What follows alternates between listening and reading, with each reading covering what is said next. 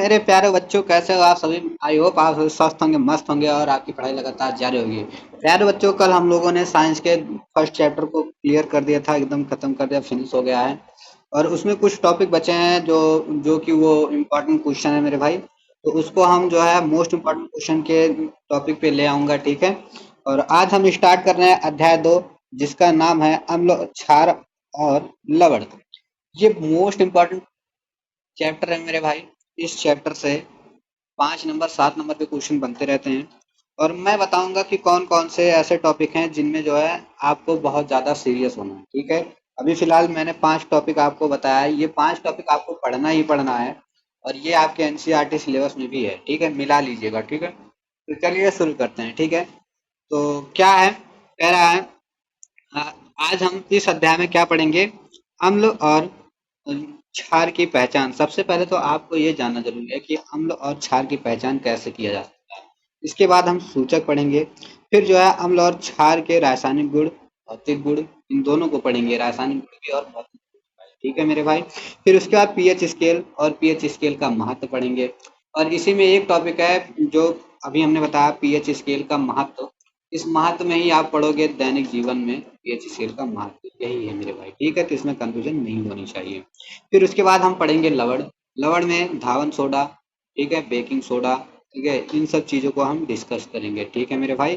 तो बने रहिए वीडियो में और चैनल को लाइक और सब्सक्राइब जरूर करें। कंटेंट पसंद आए, वीडियो पसंद आए मेरे भाई, तो शेयर जरूर करें और अपने सभी साथियों के पास शेयर कर दें। और आपके एक लाइक और सब्सक्राइब से मुझे मोटिवेशन मिलता है भाई। तो चलिए आगे चलते हैं, आज हम इस टॉपिक को क्लियर करते हैं, ठीक है। चलो आगे चलते हैं। तो सबसे पहला टॉपिक है हमारा, सबसे पहला टॉपिक है क्या है, अ, अम्ल किसे कहते हैं। अम्ल क्या है, वे पदार्थ जो जल में घुलने पर हाइड्रोजन प्लस आयन उत्पन्न करते हैं और खट्टे स्वाद वाले होते हैं, उन्हें अम्ल कहते हैं। आप ध्यान से याद रखिएगा, आप इतना बात मेरी याद रखिएगा, अगर आपको कुछ नहीं पता है तो अम्ल में बस इतना याद रखिएगा कि वे पदार्थ जो स्वाद में खट्टे होते हैं और जो है लाल लिटमस पेपर को नीला कर देते हैं, उन्हें क्या कहते हैं, अम्ल कहते हैं, ठीक है। इसमें कोई कंफ्यूजन नहीं होनी चाहिए, ठीक है।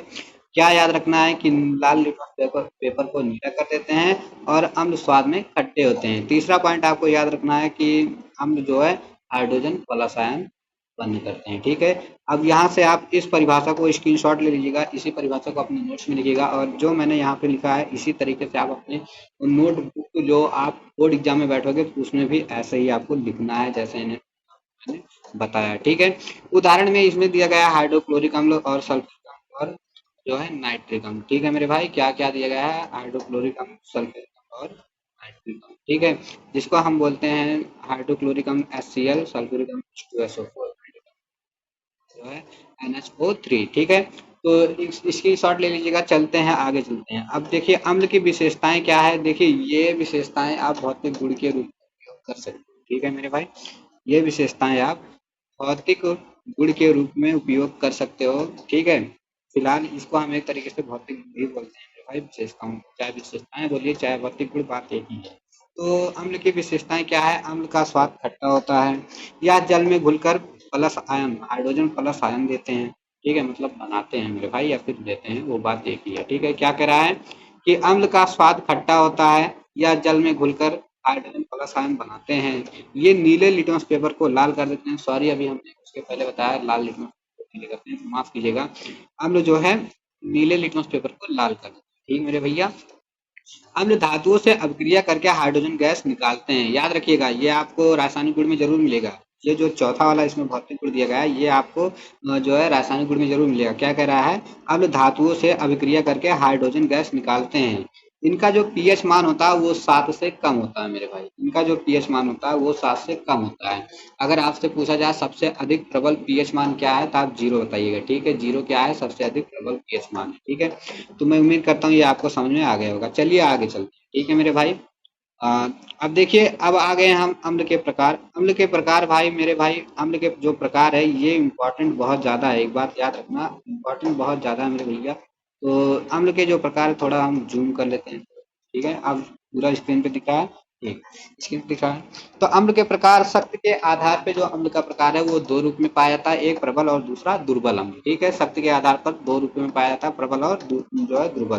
देखिए हम कितने अच्छे कंटेंट आपके लिए लाए हैं। देखो एक लाइन में आंसर बना, एक लाइन में आंसर बना के लाए। अगर आप ये किसी के नोट, अगर आप कहीं अदर कंटेंट देखोगे मेरे भाई, तो आपको 3 से 4 लाइन इतना छपा के रख देंगे तो तुम परेशान हो जाओगे पढ़ते पढ़ते। इसलिए मैंने देखो इतने अच्छे से मैंने क्लियर करके इसको लिखा है, और एकदम साफ तरीके से लिखा, मतलब एकदम कोई इसमें डाउट ही नहीं है पढ़ने के बाद। आप देख सकते हो, कह रहा है जल में पूरी तरह जो है घुलकर ज्यादा आयन बनाते हैं, मतलब जो हाइड्रोजन आयन बहुत अधिक बनाते हैं, मतलब वही अम्ल हमारे पास होना चाहिए। मतलब जैसे हाइड्रोक्लोरिक अम्ल है, हाइड्रोक्लोरिक अम्ल को जब जल में घोलोगे ना तो बहुत अधिक वो हाइड्रोजन प्लस आयन देगा। तो जब वो बहुत अधिक हाइड्रोजन प्लस आयन देगा तो वो कैसा अम्ल होगा? वो प्रबल अम्ल होगा मेरे भाई। कैसा अम्ल होगा? प्रबल अम्ल।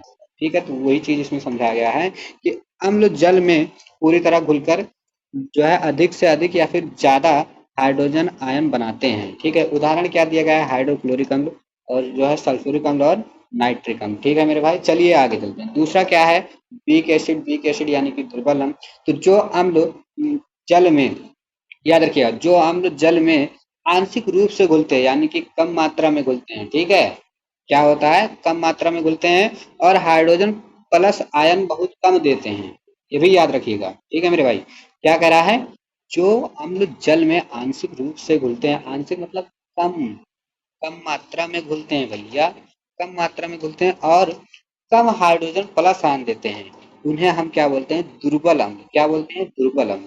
उदाहरण के लिए एसिटिक अम्ल जिसे हम बोलते हैं CH3, C O O H, और उसके बाद कार्बोनिल अम्ल, इसी कार्बोनिल अम्ल। ठीक है, H2CO3। ठीक है मेरे भाई, उम्मीद करता हूँ ये आपको बहुत अच्छे से क्लियर हो गया होगा। और याद रखना मेरे भाई, ये सूत्र जो यहाँ पे नीचे दिया गया है उदाहरण में, इसको आप रट रट के या फिर लिख कर जैसे आपको याद हो इसको याद कर लीजिएगा। ये आपके जो अभी ये आपके जो है पहला पेपर होगा, इनमें भी ये क्वेश्चन पूछे जा सकते हैं ऑब्जेक्टिव में। ठीक है मेरे भाई, यहाँ से ऑब्जेक्टिव क्वेश्चन बन सकता है। और ऑप्शन दे दिया कि ये बताइए कि दुर्बल अम्ल कौन सा है, ऐसे वहाँ पे ऑप्शन दे दिया जो है हाइड्रोक्लोरिक पे जो है सल्फर, और उसके बाद नाइट्रिक, उसके बाद आपको एक ऑप्शन दे दिया ये जो है एसिटिक अम्ल। तो आप याद रखिएगा एसिटिक पे आप क्लिक कर दीजिएगा। ठीक है मेरे भाई, तो चलिए आगे चलते हैं। ठीक है, आगे चलते हैं। क्या कह रहा है? अब दूसरा प्रकार है सांद्रता के आधार पर। ठीक है, सांद्रता के आधार पर क्या है? सांद्र अम्ल और तन्य अम्ल। सांद्र अम्ल क्या है?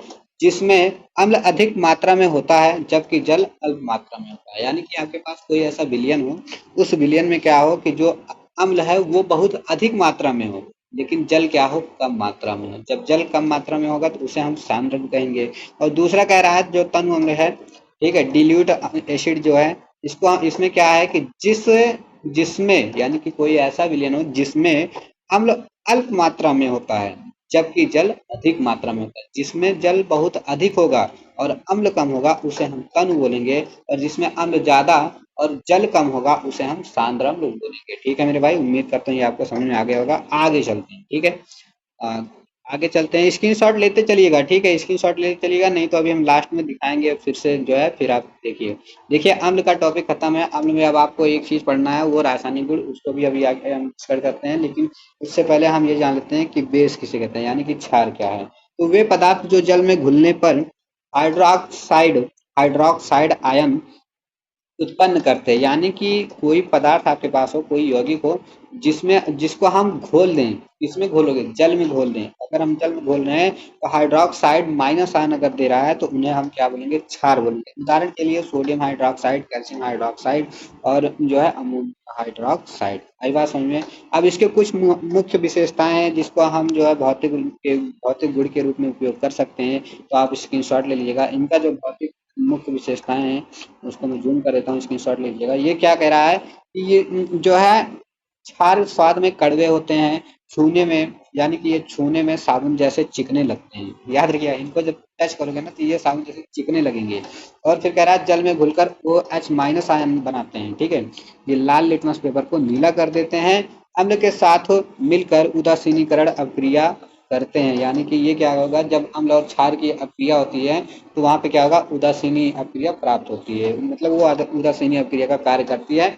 और बनाएगी क्या क्या, जब हम अम्ल और क्षार की क्रिया कराएंगे तो वो लवण और जल बनाता है। ठीक मेरे भाई, क्या बनेगा, लवण और जल बनाएगा।